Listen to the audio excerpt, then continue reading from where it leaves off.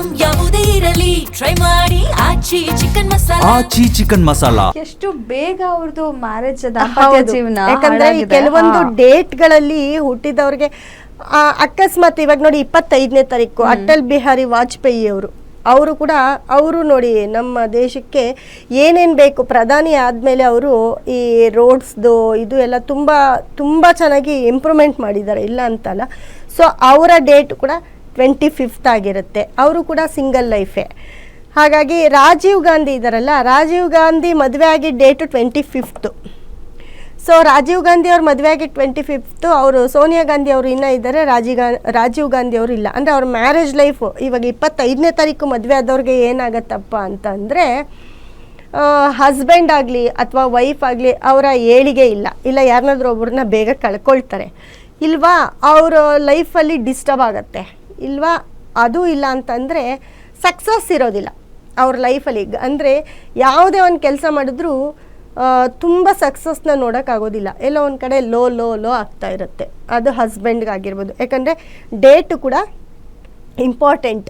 ನಾವು ಯಾವ ಒಂದು ಮದುವೆ ಆಗ್ತೀವಿ ಆ ಡೇಟು ಕೂಡ ಇಂಪಾರ್ಟೆಂಟ್ ಆಗಿರುತ್ತೆ. ಹಾಗಾಗಿ ಡೇಟನ್ನು ತುಂಬ ನೋಡಿ ತುಂಬ ಸೆಲೆಕ್ಟ್ ಮಾಡಿಕೊಂಡು ಇವಾಗೆಲ್ಲ ಡೇಟ್ ಕೂಡ ಇವಾಗ ಯಾರು ಅಲ್ಲ, ಯೂಶಲಿ ಮದುವೆಗೆ ಡೇಟ್ ನೋಡ್ಬೇಕಾದ್ರೆ ಸಾಕಷ್ಟು ನೋಡ್ತಾರೆ. ಅವತ್ತಿನ ದಿನ ಚೆನ್ನಾಗಿದ್ಯಾ, ಲಗ್ನ, ರಾಶಿ ಕೂಡ್ ಬರುತ್ತಾ ಎಲ್ಲ ನೋಡ್ತಾರೆ, ನಕ್ಷತ್ರ ಎಲ್ಲ ನೋಡ್ತಾರೆ. ಬಟ್ ನ್ಯೂಮರಾಲಿಕಲಿ ಯಾರು ನೋಡಲ್ಲ ಮೋಸ್ಟ್ ಆಫ್ ಅನ್ಕೊಳ್ತೀನಿ.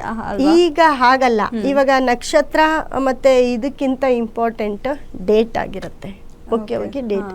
ಯಾಕಂದರೆ ತುಂಬ ಜನದ್ದು ಹೇಳ್ತಾ ಹೋಗ್ತಾ ಇದ್ದೀನಿ.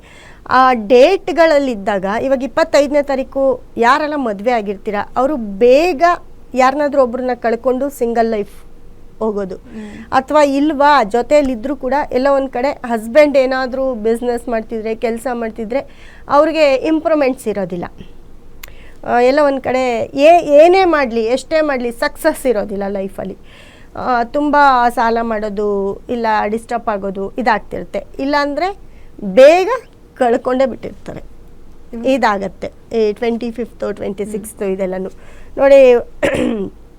ಉಮೇಶ್ ಯಾದವ್ ಕ್ರಿಕೆಟರ್ ಅವರು ಕೂಡ 26ನೇ ತಾರೀಕು ಇರ್ತಾರೆ. ಸೆಲೆಬ್ರಿಟೀಸ್ ಆಗ್ತಾರೆ, ತುಂಬ ಚೆನ್ನಾಗಿರ್ತಾರೆ. ಈ 25, 26, 27 ಈ 3 ಡೇಟಲ್ಲಿ ಹುಟ್ಟಿರೋರು ಈ ಒಂಥರ ನಾನು ಏನು ಹೇಳಿದೆ, ಈ ದೇವರು ದೇವಸ್ಥಾನ ಅಥವಾ ಲೋಕ ಕಲ್ಯಾಣಕ್ಕೆ ಮೋದಿಯವರು 17ನೇ ತಾರೀಕು ಈ ಲೋಕ ಕಲ್ಯಾಣಕ್ಕೆ ಹುಟ್ಟಿರೋರ ಥರ ಇರ್ತಾರೆ. ಅಂದರೆ ಅವರು ಏನಾದರೂ ಒಂದು ಸಾಧಿಸ್ತಾರೆ, ಆದರೆ ಎಲ್ಲೋ ಒಂದು ಕಡೆ ಅವರು ಯಾವುದನ್ನ ಒಂದನ್ನು ಕಳ್ಕೊಳ್ತಾರೆ. ಹಾಗಾಗಿ ಅವ್ರ ಹೆಸರು ಮುಂದೆ ಬರುತ್ತೆ. ಪುನೀತ್ ರಾಜ್ಕುಮಾರ್ ಅವರು 17th ಅಂದರೆ 8 ಬರುತ್ತೆ ನೋಡಿ. ಕೇರಳದವರು ಅಮ್ಮ ಅಂತ ಸಾಯಿ ಮಾತಾ ಅಂತ ಬರ್ತಾರೆ, ಅವರು ಕೂಡ 27th ಹುಟ್ಟಿರ್ತಾರೆ, 27ನೇ ತಾರೀಕು ಕೊಟ್ಟಿರ್ತಾರೆ. ಅವರು ಕೂಡ ಎಲ್ರಿಗೂ ಅದೇ ಭಗವತಿ ಭಗವಾನ್ ಅಮ್ಮ ಅಂತ ಹೇಳ್ತಾರೆ. ಅವರು ಪಿಕ್ಚರ್ಸ್ ಎಲ್ಲ ಬಂದಿತ್ತು, ಇವರು ಹಾಕಿಲ್ಲ. ಜವಾಹರ್ಲಾಲ್ ನೆಹರು ಕೂಡ 27ನೇ ತಾರೀಕು ಹುಟ್ಟಿರ್ತಾರೆ. ಹಾಗಾಗಿ ಈ 27th 26th 25th ಹುಟ್ಟಿರೋರು ಲೈಫು ಸ್ವಲ್ಪ ಡಿಸ್ಟರ್ಬ್ ಇರುತ್ತೆ. ಅದರಲ್ಲೂ 25ನೇ ತಾರೀಕು ಅವ್ರದ್ದು ತುಂಬ ಇರುತ್ತೆ, ತುಂಬ ಅವರು ಸಿಂಗಲ್ ಜೀವನನ ಲೀಡ್ ಮಾಡ್ತಾ ಇರ್ತಾರೆ. 26ನೇ ತಾರೀಕು ಅವರಂತೂ ಅತಿ ಹೆಚ್ಚು. ಇವಾಗ ನಾನು ಹೇಳ್ದೆ ಅಲ್ವಾ, ಮನೋರಮ ಇವರೆಲ್ಲ ಲೈಫಲ್ಲಿ ಕೆಲವರು ಡಿಸ್ಟರ್ಬ್ ಆಗಿ ಏನೂ ಬೇಡಪ್ಪ ನಮ್ಮನ್ನು ನಾವು ತೋರಿಸ್ಕೊಂಡ್ರೆ ಸಾಕು ಅಂತ ಯಾವುದೋ ಒಂದು ಸತ್ಕಾರ್ಯಗಳಲ್ಲಿ ತೊಡಗ್ತಾ ಇರೋ ಅಂಥದ್ದು, ಅಥವಾ ಸಿಂಗಲ್ ಲೈಫು ಲೀಡ್ ಮಾಡ್ತಕ್ಕಂಥದ್ದು, 4 ಜನಕ್ಕೆ ಅನ್ನ ಹಾಕುವಂಥದ್ದು, ಈ ಥರದ್ರಲ್ಲಿ ಎಲ್ಲೋ ಒಂದು ಕಡೆ ಕೆಲವರೆಲ್ಲ ದೊಡ್ಡ ಮಟ್ಟಕ್ಕೆ ಹೆಸರಾಗಿರ್ತಾರೆ, ಕೆಲವರೆಲ್ಲ ಸಣ್ಣ ಮಟ್ಟದಲ್ಲಿ ಅವ್ರು ಇರೋದ್ರಲ್ಲಿ ಅವ್ರು ಆ ಥರ ಮಾಡಿಕೊಂಡು ಸುಖವಾಗಿ ನೆಮ್ಮದಿಯಾಗಿ ಜೀವನವನ್ನು ನೋಡ್ತಾ ಹೋಗ್ತಾರೆ. ಅಂದರೆ ಲೈಫು ತುಂಬ ಡಿಸ್ಟರ್ಬೆನ್ಸಲ್ಲಿ ಇರ್ತಾರೆ. ಇವಾಗ ಹೇಳಿದೆ ಪ್ರಕಾಶ್ ರಾಜು ಅವ್ರದ್ದು ಲೈಫು ತುಂಬ ಡಿಸ್ಟರ್ಬ್ ಇದೆ.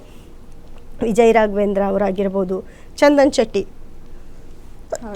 ಅವರೆಲ್ಲ ಪ್ರೀತಿಸಿ ಮದುವೆ ಆಗಿದ್ದಾರೆ ಪಾಪ. ಆ ಡೇಟಲ್ಲಿ ಮದುವೆ ಆದರೂ ಕೂಡ ಸಾಕಷ್ಟು ಬರುತ್ತೆ. ಇವರು ಕೆಲವೊಂದು ಒಬ್ಬರದು ಕೊಟ್ಟಾಗ ನಾವು ಆ ಡೇಟಲ್ಲಿ ಏನಾದರೂ ಮದುವೆ ಆಗಿದ್ದರೆ ಅಥವಾ ಆ ಡೇಟಲ್ಲಿ ಹುಟ್ಟಿದರೆ ನಮ್ಮನೇಲಿ ಯಾರಾದರೂ ಇದ್ದಾಗ ಮುಂದಿಂದು ಸ್ವಲ್ಪ ನಾವು ಯೋಚನೆ ಮಾಡಬೇಕು. ಹೌದಾ, ನಮ್ದು ಹೀಗಿದೆ, ಅದಕ್ಕೆ ಏನು ಮಾಡ್ಕೋಬೇಕು ಅಂತ ಅನ್ಕೋಬೇಕು.